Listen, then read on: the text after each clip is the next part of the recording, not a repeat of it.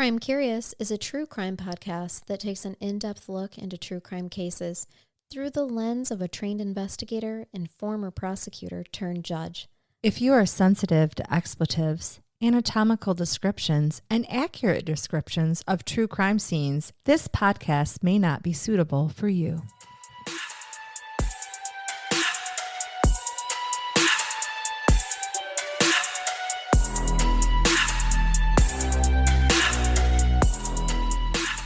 Welcome to Crime Curious. I'm Charnell. And I'm Megan. And guys, if you haven't listened to episode 190, I believe it's 190, right? I think it's so. 190. Mm-hmm. Oh my God, we're almost to our 200th episode. We are. We're getting there. Got something special planned.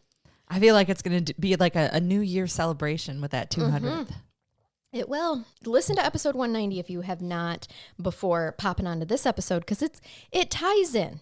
I'm excited because this is kind of technically a three-parter. It is. It was the prequel, and you need to listen to it so you know what's going to happen today. And I did not, Charnell, I'm a good girl. I did not look anything up. I did not read that book. I am wanting to have, you're going to get an honest reaction from me today. Yep. Well, good. And even if people did try to cheat, the internet didn't do a great job of covering this. So as we find that they don't. So I did have to read books, and I'm bringing you, it's called Our Little Secret. Okay. It's by Kevin Flynn.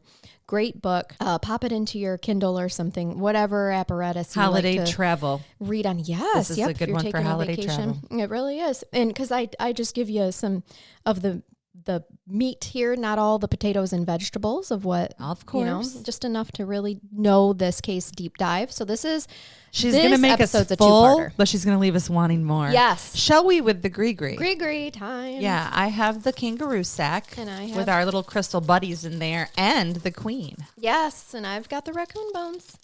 There we go. Good luck. Set out into the universe as we cover this and hope that it records. I'm looking. It's recording. Everything. It says we have 22 hours of recording time. You are all welcome. All right. Here we go. So I left you with Edward Coolidge being released in 1991. Yes, I believe you indicated at that point in time that this is a large mistake. Yeah. This should not have happened. I don't have a lot more on Edward. And there's not a ton more to find about him other than he was never convicted for Sandra Valade's murder.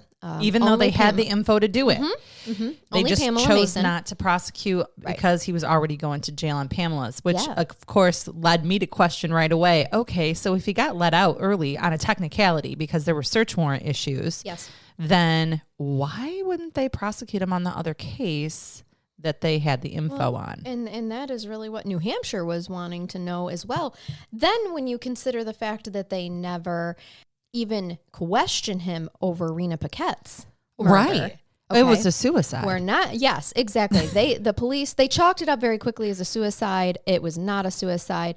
And it is the Paquette family that we're covering for the next two episodes. All right. So this poor family, that was the lead in. And now they're going to have all kinds of bad shit, bad juju. Yes, they are. And I'm going to take you to what happened to the Paquette family. So remember, Rena Paquette's murder happened in 1964. Right.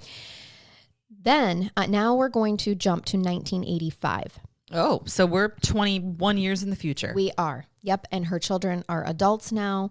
And these next two parts, we're going to cover the murder of Danny Paquette, Rena's son, youngest son.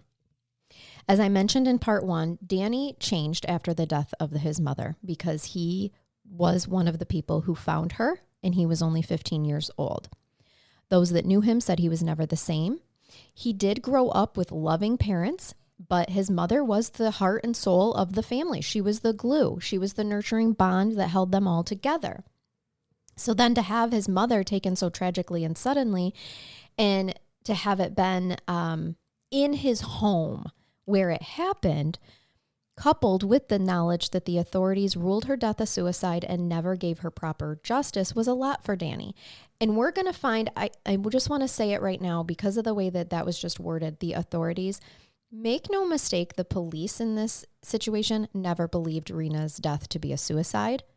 But there were powers that are the powers that be ahead of or above them that did that. So I'm not throwing shade at the authorities, and they're going to come up a lot in Danny's investigation. Oh, they do have some vocal public opinions then. They do. Yep. So Danny, I want to tell you a little bit about him. He was the youngest of 6 children. He was born on January 4th, 1949. His older siblings were Arthur Jr., Joanne, Marion, Nadine, and Victor. We heard about Victor in part 1 here because he was still living at the home at the time of Rena's death. Yeah, they're the 2 youngest, right? Mm-hmm. They grew up on a dairy farm, and all the kids worked it. So all of them were very, very hard workers, and they transcended this into their adult lives as well. They had over 100 milking cows, and we later learned they did take on some hogs. Mm-hmm. Danny's father, Arthur, was not ready or able to care for the farm and the 2 remaining teenage boys at home alone. And so he remarried within a matter of months after Rena's death. No judgment. We see this happen a lot. Do. Yep. No offense, guys, but you don't like to be alone once you've had a taste of the comforts. Right. And Rena was a wonderful wife and mother. Right. So that would be a difficult transition. He had met a woman after Rena's death. He met a woman named Marguerite, and pretty soon the 2 were married. So obviously for the children that are still grieving their mother's death, this was difficult. It is said that Victor and Danny were the 2 that were bothered by this the most because they're the only 2 left at home. So they could see Marguerite moving about their mother's house, taking over that role. And all of the children were of the opinion that Marguerite was after Arthur's insurance money that he got from Rena, which wasn't a ton of money. Was she significantly younger by any chance? No. Okay. Mm-mm. Not to my knowledge. Danny's older sister, Joanne, actually stopped speaking to their father. Oh, that's hard. Yes, being resentful for the way that Arthur treated their mother when she was alive and replacing her so quickly. So I didn't find more information about that. I didn't find information that Arthur was physically abusive to Rena, but it was the 60s. I think that most women at that time will say they weren't treated necessarily. They certainly weren't treated equal. We know that. Sure, right? Absolutely. So I think that, for Joanne, she's like, not only did you not treat my mother but now great, you've replaced her. Mm-hmm. So Danny was said to be just very cold to Marguerite, but Victor was like a downright asshole to her. Okay, he's the older one, so he was not thrilled with. He had the Cinderella complex. Mm-hmm. She was instantly wicked stepmother. Yes, most definitely. Him. Yeah, and some of you may be thinking at this point, but I want to just throw this out here right now. No one has ever suggested that Arthur could have had anything to do with his wife's death to replace her with this other woman. My understanding is that he met Marguerite after Rena's death and just happened to marry quickly. Sure. So, and there was some insurance payout, but that's never been, before that's like thrown out there, that was never a theory. All right. One theory debunked. But Rena's death is still unsolved today. Right. So there is that, but I just know that our audience, our She's super using the sleuths word out there are going to be like... Unsolved has quotes around it. Yeah, exactly. I think after listening to part 1, we've got a pretty good indication. So Victor did leave home soon to learn a trade and was described as like a basic rebellion. He joined a motorcycle gang. He started drinking and experimenting with drugs. He's a young adult at this point in time. And he has said to have kind of influenced Danny into starting his own little bit of a rebellion streak as well. Victor actually even talks about in the book how he thinks that most of his family blames him, Victor, for Danny's love of motorcycles, because he would not only work on them. All these boys are very mechanically inclined, but they're great welders as well. That's the trade that they both learn.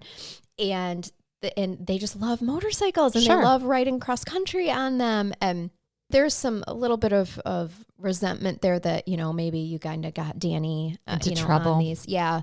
There's a story as well of at one point in time, Danny was on a motorcycle with a young lady and it was no fault of Danny's, but a car was driving recklessly and hit them. The young girl perished. Danny just had minor scrapes and bruises, and I get the impression that the family kind of blamed Victor for, well, Danny never would have been on that bike if it hadn't have been for you getting him into bikes. No one can say that for certain. It was just a tragic accident. Yeah. And it wasn't Danny's fault at all. He was going around a curve and hit another car head on. So it's amazing that he lived. Mm-hmm. Yeah. So Danny, when he was a teenager, he fell in love with the neighbor girl named Denise Messier. That's so cute. Mm-hmm. She's going to come up a lot. When Danny was like 16, 17, they worked at a local hotel together. She was a year younger than Danny. So she is like 15, 16. He's like 16, 17. When she became pregnant. Oops. Yeah. This was a scandal for the family because her father was a local police officer. It was the mid-1960s at this point in time. And so she was sent away to a place for unwed mothers and was forced to give her son up for adoption. We've heard of these stories many times. And Denise was told she is not allowed to see Danny ever again. So yes, he defiled her, so she can no longer see him. Mm-hmm.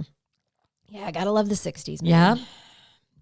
So at this point, and Danny is pretty broken up about this, the fact that he never got to meet his son. And he loves her. Yes. Yeah, absolutely. This wasn't a one-night stand. He was in love with the neighbor girl. The neighbor girl, yes. In 1968, Danny was drafted into the war and was sent to Germany, which they actually thought he was going to go to Vietnam, but because most of them had. But he handled rockets as part of his job, and welding was a part of his job. Oh, shit. Okay. So he was actually sent to Germany. Now, Victor was already in the New Hampshire National Guard, and there wasn't a whole lot of fear that Victor would be called up because it seemed like the National Guard never really did. But Danny, they were all very worried for Danny. This caused some strife. Victor and Danny are very close, and Victor is terrified that his brother is going to die in the war. And at this point in time, Victor is married to a woman named Corinne, and things weren't going well because between the stress of being worried about Danny, and he didn't treat Corinne very well.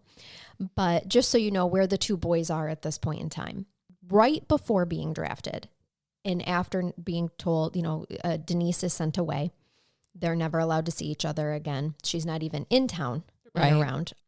Danny meets a very beautiful girl named Stephanie. Now, Stephanie was described as being a hippie type. She had the long braids in her hair. Oh, I can see it she now. She had a free spirit. Yes, it's 1968. She's wearing bell bottoms. Her tummy might show. She's got a headband on. I dig her already. She's dressing differently than the other women. And she, too, became pregnant with Danny's child, as that will happen. So Danny was having a hard time figuring out how that happened, huh? I think so. Okay. Maybe this time he might have figured it out. But Danny did for Stephanie what he wasn't allowed to do for Denise, and he asked Stephanie to marry him because he was not given the chance to be a father the first time. He lost the love of his life, Denise, through her family control. So he wanted to do this right. So Stephanie and Danny marry in 1969, just before his 15-month deployment to Germany. Okay. And she's pregnant when he's deployed. Yes. And she gives birth to a little girl named Jennifer. The two wrote each other very often, and Stephanie even got to move with her new baby, with baby Jennifer, to Germany to be with Danny. Sure. The honeymoon that she hoped for did not last, all right? The two kind of realized once they lived together in small quarters that they don't really know that much about each other. Also, being in Germany at this time was very isolating. Right. They didn't speak the language. They couldn't go out, essentially. So it's just the three of them, young and new baby. You don't really know country. Your new husband. Yep. Yeah, you're where nobody speaks any English. Right, exactly. And people can see why Danny would be attracted to Stephanie. She's a knockout. Right. But that seems to be all they kind of had in common. Looks don't keep you around, guys. They don't. They only go so far. The other thing where they clashed is that Stephanie is a flower child of peace and love, and Danny is literally fighting in this the war. Military, right? So she in Vietnam. It is the Vietnam War. Okay, but he is doing work in Germany for the military. Okay, yeah. So there was a significant population here that was anti-war. Yes, hippies especially would have been considered to be the make love, not war. Right, and that's who he was married to, but had moved her. I'm assuming on base. Yes, base housing in Germany. Yep. To take an active part in the war effort because he was drafted. He had no freaking choice. Correct. Whether, for his beliefs or not, he had no choice, and he was going to still at least do his job and defend what he was doing. And this caused some strife. The other thing, and probably because of the circumstances of his life, he was easy to anger and he was suspicious in nature. So they would argue a lot. Now, he's suspicious in nature because she's gorgeous. Mm-hmm. I'm sure men are taking notice of her. And he, at this point in time in his life, was controlling. He was acting bizarre. They returned to the U.S. in 1971. He was honorably discharged. When he came home, though, like many, he was struggling with PTSD. So the two get into a physical argument that resulted in Stephanie being thrown into a full tub of water that she had just drawn for herself, and she was waiting for the water to cool. She was still clothed, as a matter of fact. Okay. And they get into like a pushing, shoving match, and he throws her into this tub. And she uses that to justify writing the court why she would like to be divorced. Yes. And so the two divorce in 1971. Okay. Mm-hmm. And she takes Stephanie with her, their little daughter. So at this point, Danny and Victor start spending a lot more time together. Danny in his bachelor pad, and Victor, just wanting to be away from his wife, goes to Danny's bachelor pad to get away from his wife, Corinne. Right. They do end up divorcing, by the way. Weird. Victor and Corinne, yeah. Your husband hangs out at his brother's bachelor pad every night, and eventually I don't feel like it's going to last. Mm-hmm. So there's a neighbor that's by Danny's bachelor pad that teaches both boys how to weld, new techniques in welding and how to weld really well. So Danny even has an artistic side that he was able to bring to his craft of welding, and he would literally make things. We've seen those all over in yards. Yeah. My uncle was a welder, and he used to make all kinds of cool things. Yeah. It's really quite artistic. It is. And Danny was said to have had that talent. Victor did it for work, but Danny had the artistic craft. In 1973, guess who Danny falls in love with? The neighbor girl again? Yeah, but it's the same neighborhood girl. None other than Denise Messier, his first true love that was sent away to have his son that they were forced to give up for adoption. Yes. They rekindle. So since those let me tell you a little bit about Denise. Okay. Since those teenage years when when she was sent away, Denise graduated high school, whatever, moves on, and she married a man and had a daughter named Melanie. Okay. 2 years into that marriage, they were divorced. Denise took Melanie to Anchorage, Alaska in 1971. And when she came in 1973 to visit with her family, she ran into Danny Paquette. So this is 2 years after. And the sparks flew again. They did. 2 years after his divorce from Stephanie. Okay. The two fell hard and fast again. And Danny said that if she moved back to New Hampshire, they would find their son that they were forced to put up for adoption and have the family that was robbed of them. Right. All right. So remember, Danny has a daughter named Jennifer, and Denise has a daughter named Melanie, and the two have a unknown named son who was given up for adoption. Yep. Who would be? How old would he be at that point? Well, he was born in like 1968, and it was 70 what? 3. 73. Okay, mm-hmm. So he's still a little fella. Mm-hmm. So Denise went back to Alaska to break it off with her then boyfriend and then moved back home with Melanie to New Hampshire to be with Danny. December 10th, 1974, Danny and Denise get married, and Danny seemed truly happy for the first time since his mother's death at this point in time in his life. They had 2 more children together, Carolyn and Audrey. All these girls.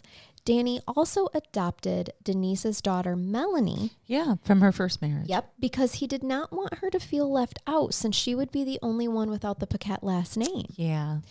So they owned a property on Whitehall Road in Hooksett, New Hampshire. Now, this was a perfect place for them because it had outbuildings that were wonderful for Danny to run a welding business out of there. So him and Denise actually opened up an LLC for the business, and things were going really good. People needed his talents around town until about 1980. That is when their marriage starts to deteriorate. Oh, no. In March 1980, Denise moved out with the girls to an apartment in town. Danny had a really hard time accepting this and would often call and beg or threaten Denise. Oh, yeah. It was a really ugly, painful time for them all. He would show up at her work. He would make scenes. What he was making scenes about is that he did not want to lose his children. He didn't want to lose Denise either. Make no mistake about it. Yeah, he was in love with her. He was, but it was a very toxic love. It is the controlling type of love. It is the codependent type of love. Well, and that's how he's been in his relationship since mom died. I mean, realistically. Yep. Fear of losing. And it just gets out of control. He also is quick to anger. He's right on the circle, on the power and control wheel. He is. And he has untreated PTSD. Correct. So this is an entire, recipe for disaster. And none of this really surprises me that this is how this all went down, given from the day that he found his mother dead, right? So it's just kind of like you said, it's just the cycle for sure. So in June 1980, Danny went to Denise's home, to the apartment, and demanded to have his children back. She's keeping the kids from him at this point in time. Things got physical in front of the children, and Danny threw Denise on the couch, put his hand over her mouth and nose, and was on top of her screaming. She was terrified. She could not breathe. The children saw this. Their ages were 10, that's Melanie, 2.5, and 10 months that were all in the room. Their baby. That's the ages. Yep. So she filed for a restraining order the following Monday, and their divorce was set to be final in December 1980. But Danny was spiraling out of control without having his kids. He can't see his kids, anything like that. And this was a trauma trigger for him. With the pain of losing his own mom and growing up without her, he did not want the same for his kids. But like so many others, unable to see how his own abusive behavior led to these events, he's blaming it all on Denise. So November 2nd, 1980, things get worse for Danny. He bought a pistol and he told a friend that he was going to take care of things himself. So the friend calls Denise to warn her. Well, yeah. So then she calls Danny and confronts him and is like, did you buy a pistol? And he's like, yes, I did. And I plan to take care of you and then shoot myself. Oh, fantastic. I told you. So he's spiraling. He has spiraled and he has threatened to murder suicide now. Yes, he has. So Denise calls the police and fled with the kids to her mother's house. Now, remember, the Messier family has never liked Danny. No. Danny's the one that got Denise pregnant and at like 15 years old. They moved her away and they made her give the baby up and they're like, stay away from this defiler of children. Yes. Right. So when Denise comes with the kids and says Danny has a gun and he wants to shoot me and then himself, her mom was a little righteous. In the I told you so. Oh, no, don't do that, Mom. Say, let's get you safe. Yeah, well, she did, but she had no problem rubbing it into her that, I told you so. And obviously, it's no surprise that they always thought that she could do better than Danny, right? So the next day on her way to work, Danny pulls up next to her and says, quote, "You fucking bitch, I will take care of you," end quote. This leads to Denise speeding through town, dodging cars, running stoplights just to get rid of him. And it's a miracle that she never hit anybody and that Danny never hit anybody, but she went straight to the police station until they could apprehend him. So they're on like a high-speed chase through town, basically. Yep. And now remember, there's a restraining order. Oh, yeah. So they have a court hearing and the judge... Yeah, because he's violating it. Yes, well, that's exactly what the judge said. Danny, you're going to the county jail... Because we don't like it when you don't follow our orders. Yeah, you have violated the restraining order. Not only that, though, they gave him an assessment, Megan, and he was taken to a state mental hospital. Okay. That's called an involuntary commitment. No, they made him.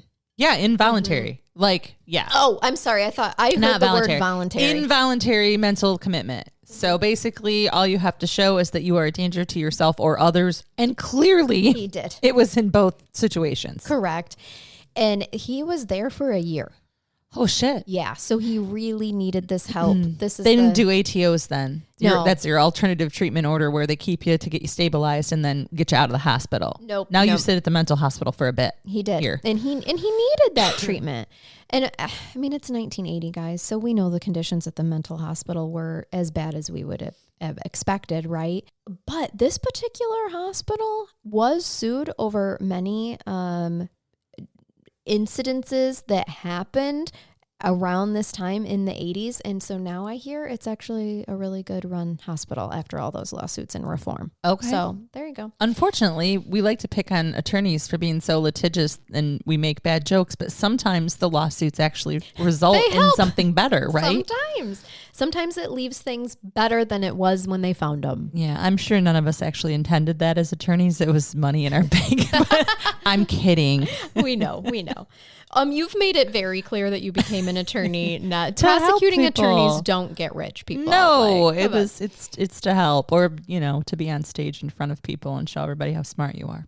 That too. You did a good job of that. Well, that doesn't always work for some attorneys, but it worked for me. You mean you have to be smart, but not just think you are. Well, we know those attorneys too. Yes. Oh God. Yes, we do. Speaking of PTSD, no. Yeah.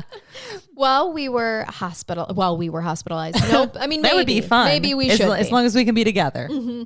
So he's in there a year. He was, and while he was hospitalized, a judge did grant Denise her divorce. A divorce in August 1981. Mm-hmm. It was supposed to be final in December, but obviously the incidences on November 2nd, 1980, made it extended it a bit. Sure did. Now, in the divorce, the judge did grant Danny with the property on Whitehall Road so that he could keep his livelihood in his welding business, so that he could pay $75 a week for child support. Mm-hmm. And it doesn't sound like Denise even wanted the property anyway. No. She wanted the divorce. And he did have weekend visits with the girls. Denise was ordered to not be present during pickup or drop-off times of these visits as well. So when Danny was released from the hospital, he arrived at the apartment to pick up the girls for his first weekend visit, just to find that Denise had packed up in the middle of the night, telling no one of her plans, and fled to Alaska, where she originally went after high school. So that's kind of a big court-ordered violation as well. One would think, but Danny does not. Nobody knew. Her family claimed that they did not know where Denise went. Fuck yeah, they knew. Fuck yeah, they knew. And she has ties to Anchorage. So she's going back to Alaska. Yep. It's not just a quick jaunt.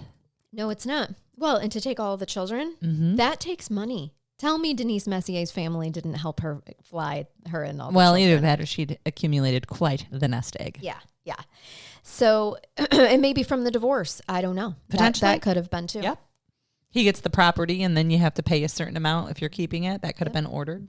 So Danny didn't know where they had went, and no one would tell him either. This was 1981, and I'm just going to tell you that Danny never saw his ex-wife or his daughters or adoptive daughter, Melanie, again. Oh. So that's the life of Danny in a nutshell to this point. He did not have a fantastic life. No, it was great for like the first 15 years. Yeah, whose aren't? Right. And then trauma happens, and from there it just somewhere karma. I mean, wow, this poor guy. Yep. I am not advocating for his abusive behavior, but no, I don't feel like he stood a chance after mom was. Nope, I agree. Burned alive in front of him. Yep, and he wasn't. And here's the thing: this is something I reflected on a lot when I was reading this book. I know that the things I've told you so far don't paint Danny in a great light. Not so much. But I'd like you to remember the times. I don't know that he was super different than many other men in the 60s, 70s, and 80s, especially post-war PTSD, untreated men as well. Right. So they did not, if any of you know Vietnam vets, and I know quite a few, and my father-in-law, who's since passed, was one. This isn't something that they received a significant amount of help with. Hell no. So while the VA has stepped in, because I don't want to say bad things about them, they've really done some great things in terms of services and such now. At that point in time, the vets weren't reaching out for help. No. A lot of them became pretty anti-government, right? Yes. Because they didn't get any support. I mean, this was one of the men, Megan, they have to be tough. They're not allowed to have sensitivities. But Charnell, think about it. This is one of the first conflicts or wars that we've had that when they came back, they weren't greeted with, hey, you're back from war. They were greeted with protests and people throwing things at them, calling them murderers. So this adds on to the PTSD. You don't trust the government anymore. You aren't going to go get any help for any of your issues anymore. Right. And unfortunately, domestic violence, to the extent to which we've heard it, was not only kind of acceptable, but it was expected to stay in the home. It was. Yeah. You're a neighbor, you mind your own damn business. You don't report what happens to other people. Correct. Yep. So because this family is our culture. issues stay in the family. Well, that was the culture at the time. It was. So I just had to put my own self in check. I like when that. reading this book and remembering the times and remembering what it's like. And like you mentioned, my father-in-law, also a Vietnam vet, he prefers now at 72 years old to just tinker in his garage and not deal with people. Yeah. And I get it. I did totally not understand. Serve and don't have PTSD from service, and I prefer that. Right. So I like to tinker in my garage. We're tinkering right now. Yeah, we are. This is our version. Mm-hmm. Well, and for Danny, on top of everything else that you have already outlined of the ungratefulness of people calling them murderers, he already doesn't trust authorities because of the outcome of his mother's case. They ruled a death by suicide when clearly she had been burned alive. She had not committed suicide. So I can just see, not making excuses for Danny, this behavior is completely non-excusable. It's not surprising, though. But it's exactly. It really, really isn't. And he's not the only person in this time going through this and doing these things either. So I'm going to take you to Saturday, November 9th, 1985. So he has not seen... I existed in 1985. You did. I did too. November 9th. I am almost... Nope, I'm 1 year and 2 days old. Okay, I'm 8. I'm lying. I'm 2 years and 2 days old. Okay. I was born in 83, not 84. Fuck. Yeah, I'm 2 years and 2 days old. Some days we don't know the day. We don't know what year we were born. We don't know how many years we've been married. I lose all of these things sometimes. I have no idea how many kids I have. Right. I just know it's a lot. Are some of them mine? Are some of them yours? Right. They're all mine. Right. No idea. So Danny's at his house on this Saturday, November 9th, 1985. It's been 4 years since he has laid eyes on, spoken to anything, Denise or his children. And there was a car in his garage that belonged to a friend, and this friend was using the garage and Danny's tools and also Danny's insight to fix this car up. So the guy arrived that morning. I am purposely leaving some names out. First of all, a lot of them were pseudonyms anyway in the book, but also I'm going to be introducing a lot of characters when we get into the investigation. Yep. So just know that there's a friend that is there working on his car. Thank you for Danny's not introducing the cast of the Waltons, because I would have had to do people math. It can get complicated. Danny's reputation was around town was complicated. He was known as a ladies' man. Oh, okay. He was a good-looking dude. Mm-hmm. And there were some married women on that list. All right. Which I blame more on the married woman than the single man, by the way. I mean, we probably could blame them both. But we can. But, I think. So he's a nice looking guy. Mm-hmm. Now, some thought that he was the nicest guy, while others thought that he was a dick, because that is actually, both of those things can be true at once. They can. There's lots of people, if I've removed your children, you probably think I'm a horrific bitch. Yes. But people that are friends with me probably think I'm a pretty okay, kind of nice person. I agree with this and sympathize. I feel like I'm in the same boat. You are. You most definitely are. He did have a soft spot for kids, especially older teens who needed to learn a trade and guidance. I think he saw himself in a lot of these teenagers. And so there was one teen that we're going to talk about. He was 17 years old that Danny was kind of taking under his wing and teaching him how to weld and do mechanics. Do you feel like some of that that might be his lost opportunity with what would have been his oldest son? 100%. And so it's just transcending, and he wants to be a father figure. I think he lost his girls. And he lost his girls too. Yep. So whatever we want to say about him and what a shitty husband he was, and the trauma that he caused the children by committing abuse in front of them, again, acknowledging all of that, he did lose out on his little girls. He did, even if it was because of his own choices and actions. Right. Mm-hmm. Danny, at this point in time in 1985, he did have a girlfriend. She had 3 boys. Now, all 3 of the boys had complications of their own. All right. They had struggles of their own. They hated Danny. They thought he wasn't good enough for their mom. It sounds like their mom had some pretty big issues too. Some issues with alcohol. It just was not a good situation. And the police had been called to Danny's house, where Danny had called them on the sons. They had gotten physical with him. And there's plenty of stories of back and forth where it just sounds like it was a very complicated and toxic situation. The boys didn't want their mom with anybody else, essentially. And they're in their older teens, so they've got chips on their shoulders. We've got egos flying, testosterone flying. It just was not a good situation. I'm telling you all of this because we're going to get to what happens to Danny, and then you're going to understand how complicated the investigation is for the police officers who have plenty of people to talk to regarding his death. On the morning of November 9th, 17-year-old Court Burton, I thought that was a really cool name. Court Burton. He was due to work with Danny that morning at his house. The two met on a construction site where Danny was a regular contractor for his welding for an electric company. And Danny really liked Court's work ethic and invited him to help him out with side jobs at his house, which his side jobs made Danny plenty of extra money. And so he could hire, and just kind of take Court under his wing. An apprenticeship. Yeah. That morning, the two needed to work on a bulldozer that they were working on for a client. I do believe that Court was painting fuel tanks and Danny was going to be welding these fuel tanks on to the bulldozer. The bulldozer was located behind the garage that I mentioned that his friend's car was in, that his friend was working on, his adult friend was working on. So that's where the bulldozer was kept while Danny was working on it, him and Court.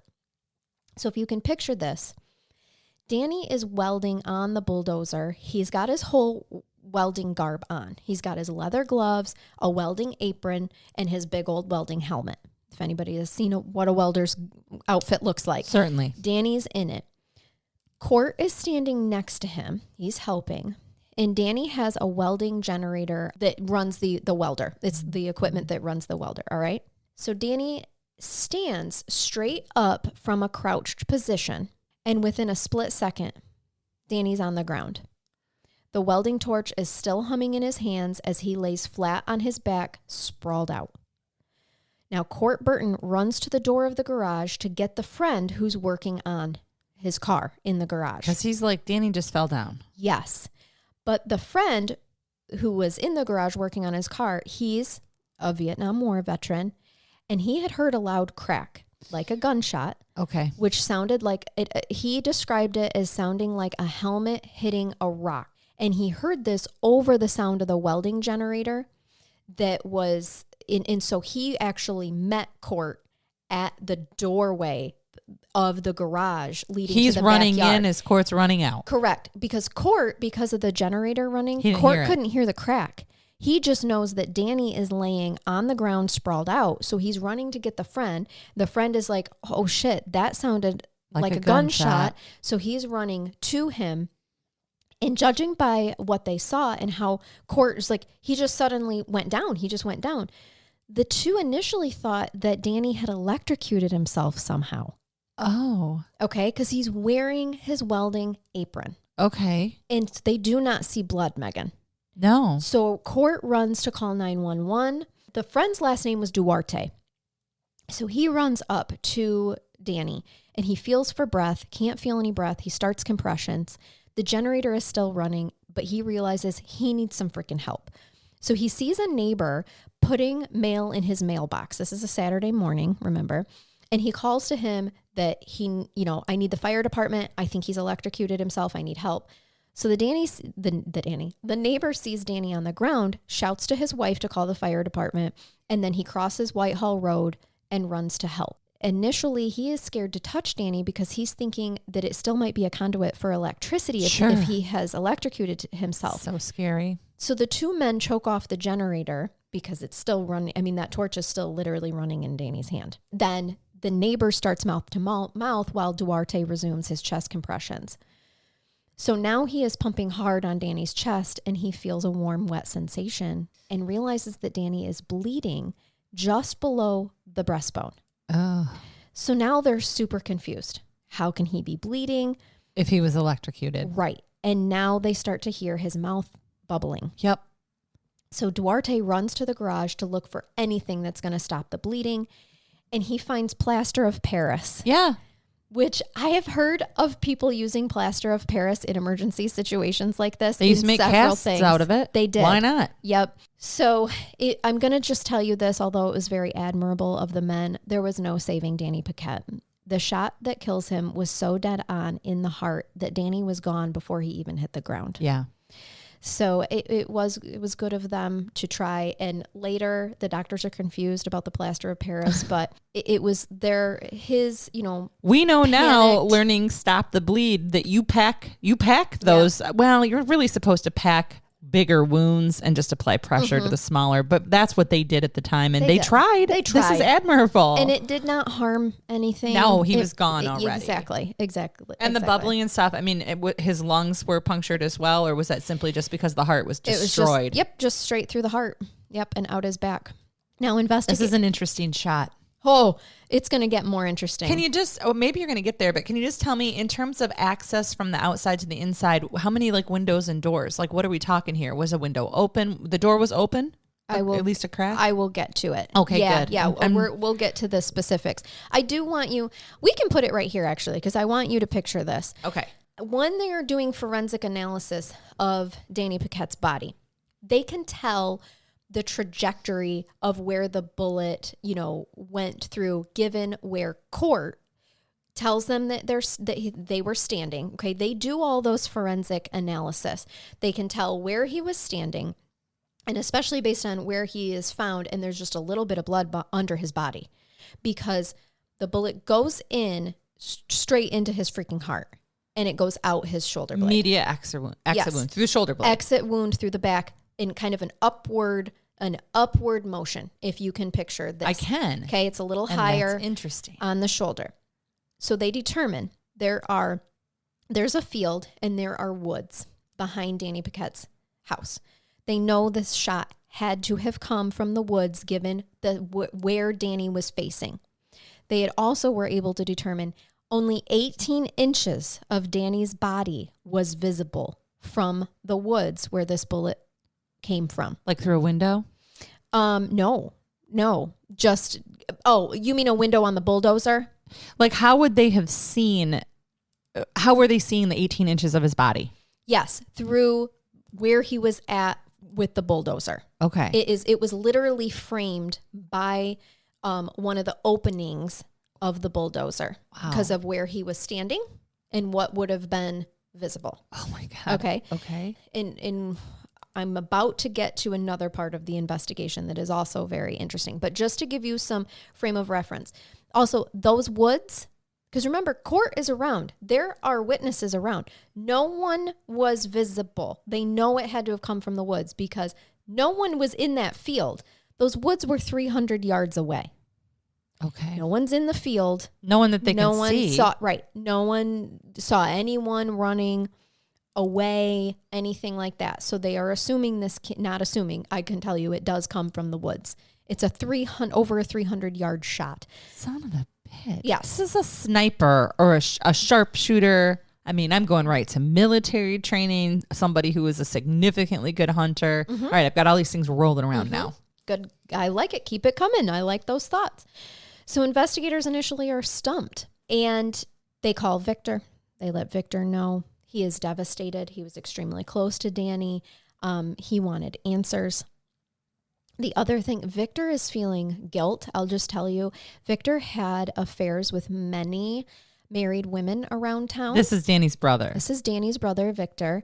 And he had even suspected for a while that they may have been after him. This assassin had been after him and took his brother on accident. For his extracurricular activities, yes. And he thought his brother lost his life. Literally in the book, Victor remembers that he was banging some married dude's wife when the phone rang to tell him that Danny was dead.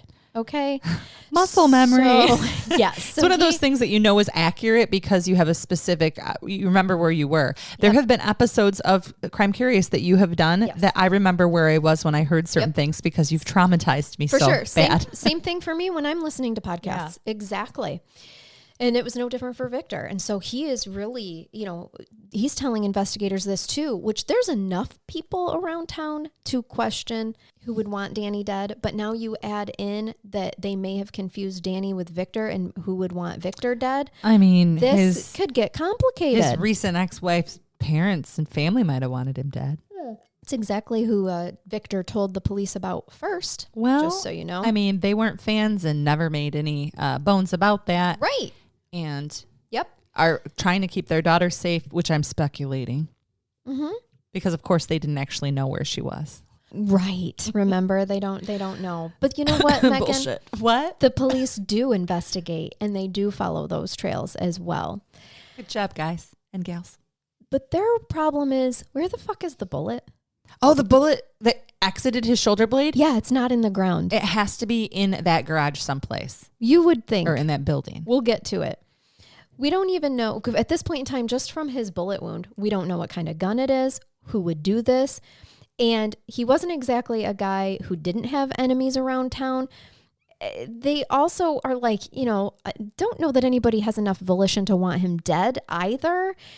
But the other thing is, November 9th in New Hampshire in 1985 is the opening day of hunting season. So they have to get the DNR, the Fish and Game investigators, in on this as well, because they can't rule out the fact that this might be a hunting accident. Right. Shooting without a proper backdrop. Yes. Somebody could have shot from somewhere in the woods across the field, which was their field though, right? It was. It was. It would have been somebody, unless they were trespassing. Mm-hmm.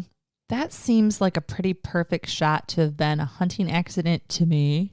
Yes. But I'm not saying that stranger things haven't happened. Well, to you and Victor, as a matter of fact. Because Victor was like, no, wait a second. This doesn't seem like a hunting accident to me. And I'm going to tell you that the investigation gets complicated. And if you read the book, Our Little Secret by Kevin Flynn and a co-author, Rebecca Valvori, then you're going to get the full details. But I'm going to keep things as simple as possible for audio. Our medium is a little different. It is. And some things are easier to follow when you're reading them in the written word than when you're speaking them and putting it into people's ear holes. So I don't want to become an audiobook, Charnell. I think this is better. As you're telling me, it was a crystal clear day as the wind moved through the corn stalks.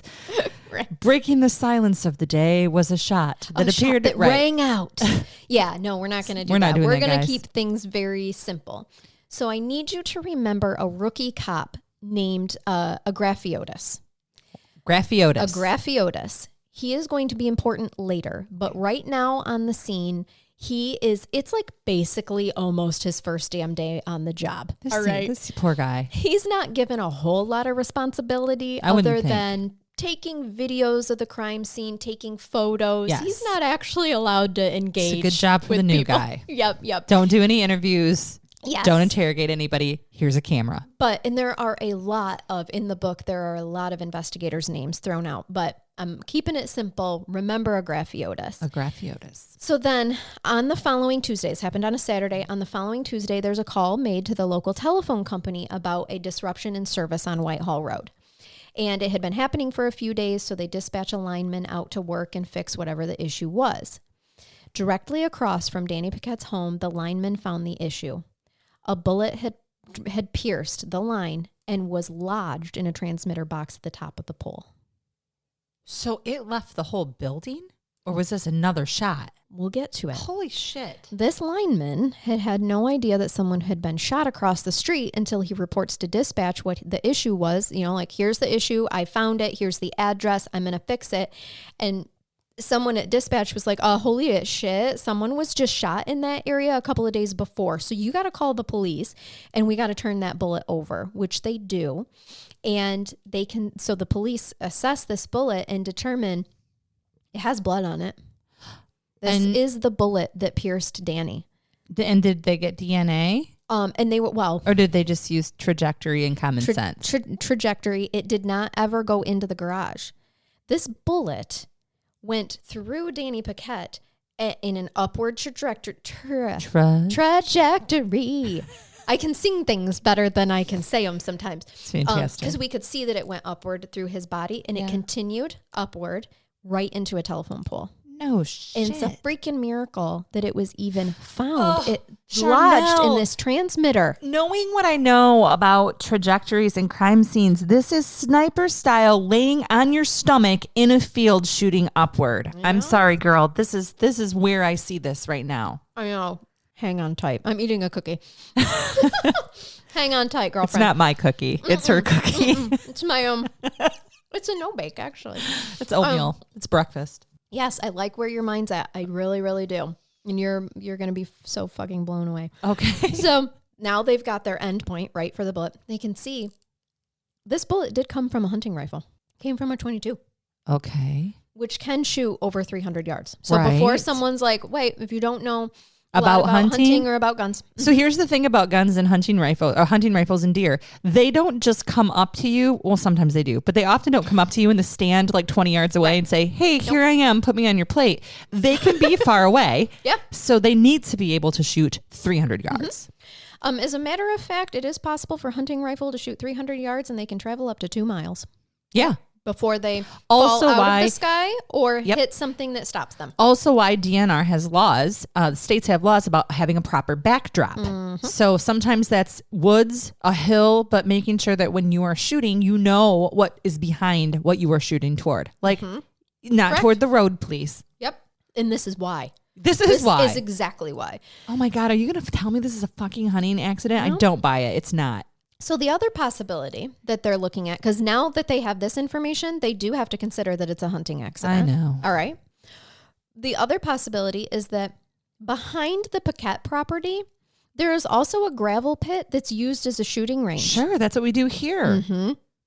So it was determined at that time in 1985 that a stray bullet from that range could have made it that far. Just certainly a really unlucky day for Danny if that were the case. And I don't buy the angle, the trajectory. But I need you to keep this in mind. Okay. In 1985, we don't have topographical maps to kind of see where sea levels are and so whatnot. It could have been significantly lower. So they are just looking at it from the knowledge and information that they had in 1985. And they're like, you know what? Yes, this could have traveled. Given the distance from the gravel pit and where he's at, that's a possibility. Was it a rogue shot from the gravel pit? Because people are there all the time shooting. And there's no checks and balances. We don't have a sign-in sheet for this shooting range, right? So at this point, they're like, since it's the first day of hunting season and Danny's property is surrounded by woods, I'm sorry, Victor, but we think that this is a hunting accident. And that is where I'm going to end episode 1. Oh my God, Charnell again. This case, I like this case. You're going to really like it. Okay. I mean, it's awful, but your mind is going to be blown. My mind is all over. People, do not cheat and look this up unless you want to completely ruin the anticipation. If you're a Patreon, just hop over to the next episode because you get them both parts at once. Well, I can promise you that within the next couple of minutes, I'm not going to look it up because I like the suspense. Me too. Yeah, I feel like it's leaving you in suspense. I feel like it's Christmas. I was not a kid who tried to peek at their Christmas presents, by the way. I didn't want to know. My sister was. She always tried to ruin everything. She's like, hey, I snuck into the loft, which is where my parents were at presents, and I saw this, and I'm like, no. I don't want to know. I like the surprise. Yep.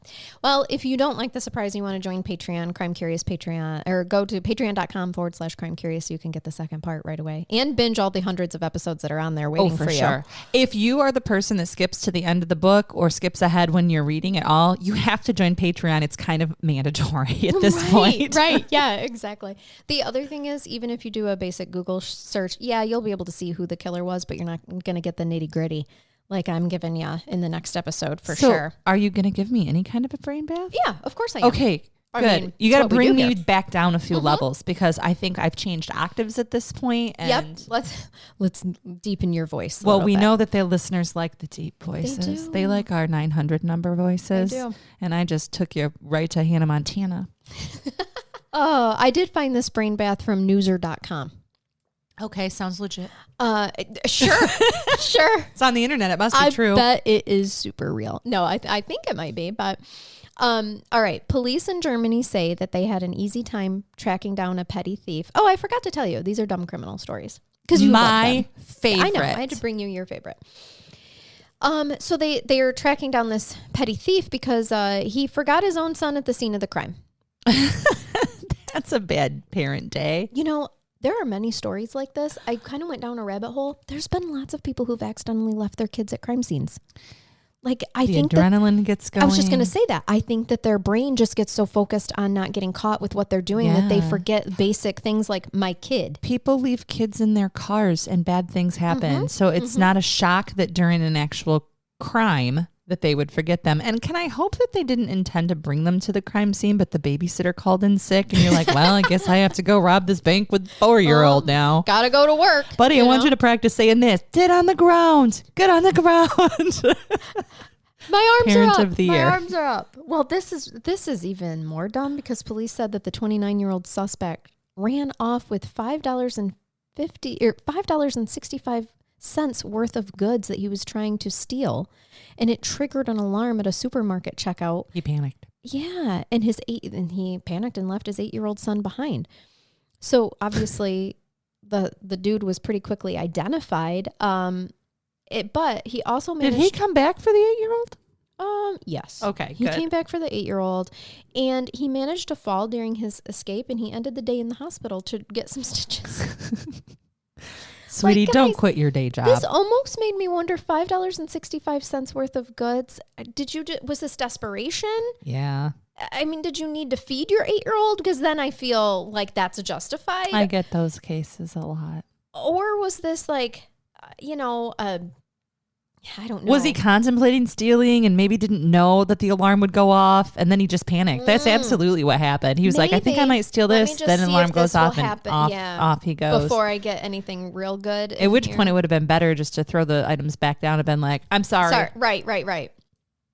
Have you ever just walked too close with an item? Every time I leave that pisses me off. A store and that goes off, I panic. I don't run though. Instead I freeze and I'm like, it's going off. And you know how often they just go ahead. All the time. Well, then you know what happens? I come home and I find they forgot to remove a goddamn ink tag. Yes, exactly. So now I say, no, I'm not leaving. You come here and let's look through these or I'm coming back in. Because you've left something on that I can't get off. Yep.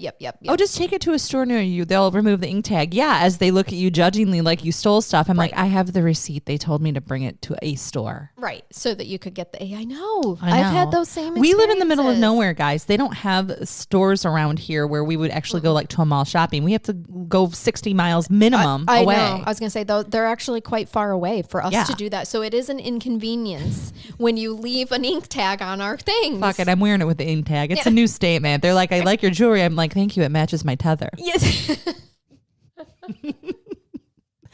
Oh, fuck. Popping tags. Popping tags. You just made the brain bath so much better. Oh, good. Oh, how about this Northern California burglar who returned to the scene of the crime it's not this weekend. I can't remember when I wrote this. It's going to happen. It just happened. Oh, God. They call Charnell now. I know. Put this on an episode.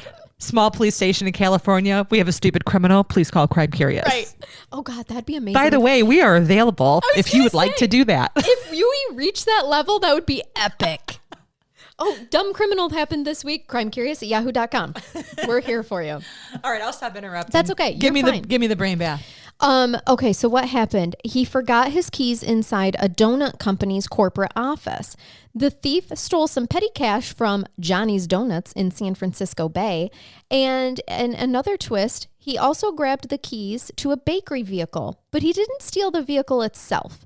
Police are seeking the public's help to identify the burglar who used an unknown tool to manipulate the office door and get inside around 10 p.m. Now, the crime was reported on Monday, but it shows the man moving between the office and like the back storage area where he pried open a filing cabinet. And then he took a bank bag with an unknown amount of petty cash in it. This is an employee. Well, it might be, because the most interesting thing for them is that they're like, no donuts were stolen.